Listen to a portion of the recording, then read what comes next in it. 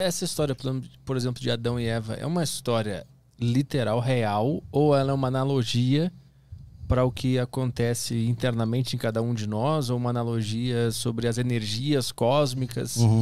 Eu entendo como real, eu vejo como real.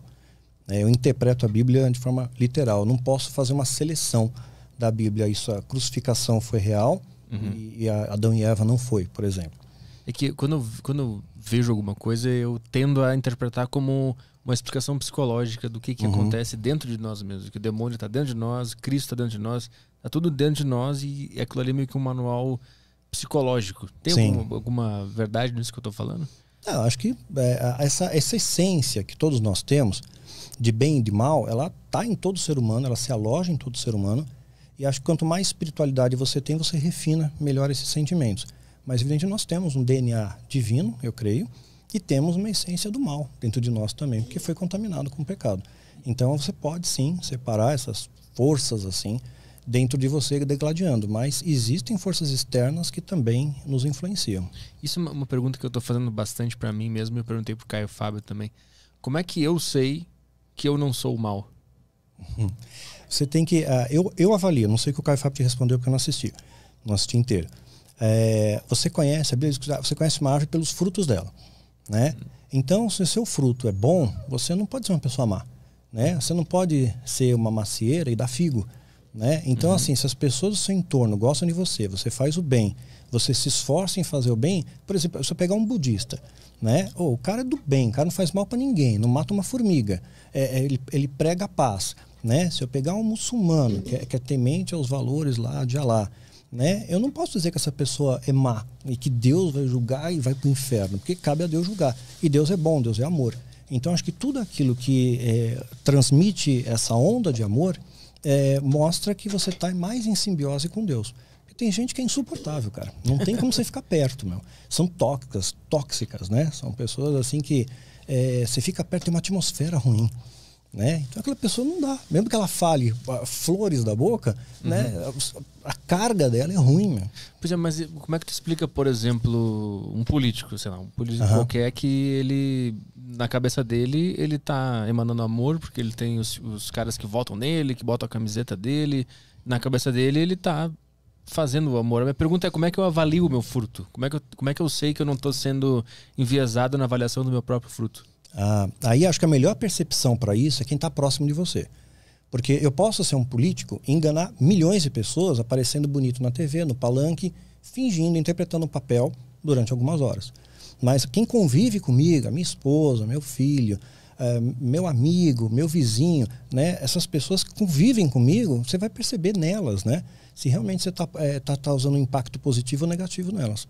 Eu acho que aí é o melhor medidor, né, que tem. Porque tem gente, meu, que é tão mal que os bichos não chegam perto.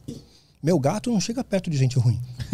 Já aconteceu de chegar uma visita lá e o gato... chega uma visita, o gato percebe, ele sai fora. Aí você vai vendo, pô, essa pessoa aqui não é do bem, meu. O gato tem antena, meu.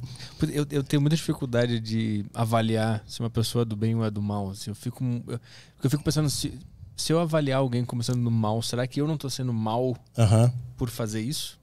Pois é, mas depende. A pessoa que realmente é do mal, ela pode até te enganar por um período, mas ela não te engana por muito tempo. Você não consegue fingir por tanto tempo. Você não está no teatro o tempo inteiro.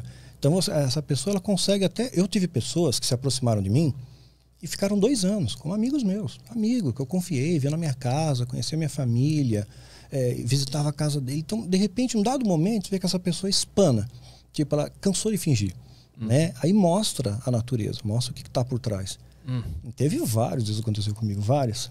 E achar que faz parte do bem também não é um perigo? Achar que eu sou o bem, eu faço parte do bem. Sim, se tiver essa soberba toda, porque aí é o orgulho de ser humilde, né? Sim, é muito confuso saber se eu sou do bem, sou do mal, se a outra pessoa é do bem ou do mal. Quanto mais eu conheço, mais converso sobre todas essas coisas mais espirituais, mais confuso eu fico. Eu tendo a apatia, ficar quieto na minha, porque vai ficando tudo mais confuso e mais difícil de julgar e de entender as coisas. Eu acho assim, eu procuro, no meu esforço pessoal, e não é mais esforço, é uma coisa mais natural. Procuro ajudar, fazer o bem, evito falar mal dos outros, né? Evito reclamar das coisas. Então eu procuro estar em sintonia com Deus. Claro que eu não consigo isso o tempo inteiro, né? Até uma das coisas que às vezes as pessoas se aproximam de mim e, digamos assim, se desapontam, né? Eu já falei isso em outro podcast também. As pessoas se aproximam imaginando que o Daniel Mastral é um cara que não erra, que não falha, né? É super, mega, ultra espiritual, vê anjo o tempo inteiro, né? Tem a resposta para todas as coisas. E, na verdade, o sábio não é aquele que tem a resposta, é aquele que não tem mais pergunta, né? Porque não tem mais que perguntar, Deus me basta. E aí, quando se aproxima de mim, conhece minhas falhas também, conhece meus defeitos, né? Conhece o meu lado humano. Aí fala, pô, você me desapontou. Pensei que você era super mega. Não sou. Não sou. Tem dias que eu não estou bem. Eu erro, né? Aprendo com o meu erro. Faz parte da jornada. Eu sangro, eu choro, eu transpiro. Né? É um ser humano. Né? E as pessoas têm essa coisa idealizada. E parece que faz bem para alguns líderes espirituais. Eles aparecem nessa fotografia muitas vezes nos altares. Né? Fotografa bem. Ele fala de amor, de perdão, isso, aquilo. Mas a vida dele não tem nada assim. Então ele engana durante um período, né? Mas quem está perto dele, quem convive, não. Pois é, mas mesmo assim, como é que eu sei que quem está perto... Porque como é que ele vai perceber que as pessoas que estão perto não estão gostando? E como é que eu confio na avaliação das pessoas que estão perto? Porque então, elas também se elas estiverem tipo, puxando teu saco, eles vão dizer que isso é legal. Mas ninguém consegue ser puxar saco o tempo inteiro. Sabe? Uma hora essa máscara cai, uma hora essa ilusão ela desmonta, né? Então eu acredito que hoje eu tenho poucas pessoas no meu entorno, né? Não tem tanta gente assim, tem uma multidão, né? Tem as minhas ovelhas, tem alguns amigos mais próximos, mas são poucos, né? Porque o ser humano tem essa tendência mesmo, né? De ser ambicioso, ganancioso. Então acho que o melhor medidor é as pessoas que permanecem do seu lado. Se elas permanecem, elas gostam de você, elas te amam, elas sentem em você algo bom, porque senão elas não ficariam com você. Quando Jesus andou com os apóstolos, ele dizia que ele era o Cristo, né? Ok, embora ele tenha feito sinais, tudo, a convivência com aqueles caras foi muito mais forte, a ponto de que, depois que Jesus morreu, eles continuaram unidos, né? E uma coisa maior ainda, uma das evidências até mesmo da ressurreição, né? Os fariseus tinham receio que os discípulos de Jesus roubassem o corpo, porque Jesus tinha dito que ia ressuscitar no terceiro dia. Então eles pedem uma força para Pilatos.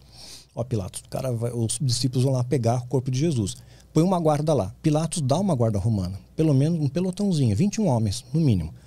E o soldado romano, ele era imbatível, o melhor exército da terra. E eles não iam abandonar o posto. O que aconteceu? Que Jesus sumiu e os soldados escafederam. Né? Historicamente, isso não bate, não concatena. E depois os discípulos continuaram falando de Jesus, mesmo quando estavam sendo perseguidos pelo Império. Quer dizer, falar que você é seguidor de Jesus, o cara foi morto na pena capital máxima romana, é um criminoso. Você não pode ser seguidor de um criminoso, então o Império ia atrás de você. E isso aconteceu e eles continuaram perseguidos, presos, açoitados, apedrejados e continuaram seguindo Jesus. Você pegar a história, os cristãos da igreja primitiva, quando começou as perseguições com Nero, eles eram queimados vivos no Coliseu. Cruzes assim, pregavam eles e queimavam eles vivos. Jogavam eles às feras, os animais, né? Deixavam os animais com fome, um tigre, leão, essas coisas. Eles entravam, a história diz isso. Flávio Joséfo, Eusébio, Plínio Velho falam sobre esse período. Os cristãos se ajoelhavam no centro da arena e cantavam louvores. E os animais estraçalhavam eles. Quer dizer, que força é essa que permitiu com que eles ficassem unidos? Da onde veio essa força? Né?